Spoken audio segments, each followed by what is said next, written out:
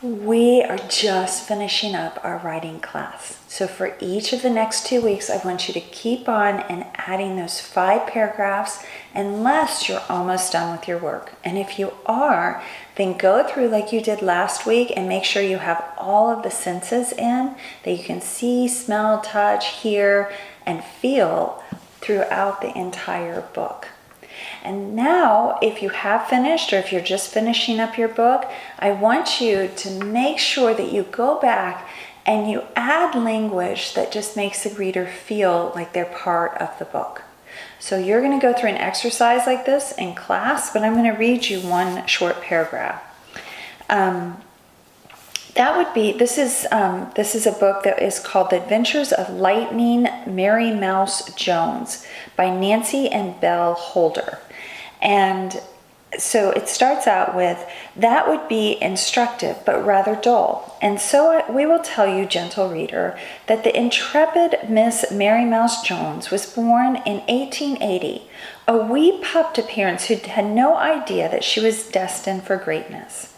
Protective and loving, they encouraged her to find her happiness in the environs of home, running the squeaky reel of the nursery cage, gnawing upon whatever might sharpen her pearlescent teeth, and wrinkling her tiny pink nose the most adorably when vexed.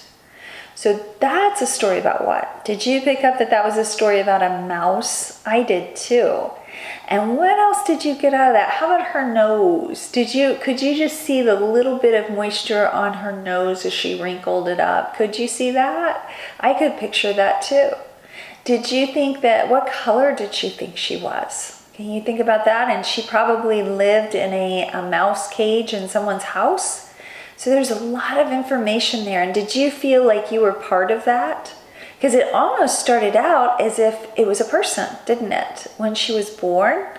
And then it went in where you figured it out that it was a mouse. So I want you to add in some detail like that to your story this week. Then add 5 more paragraphs. Or if you're finished, that's fantastic. And work with your class to really shore up your papers and make them the best that they can be. Okay? All right, I'll see you next week.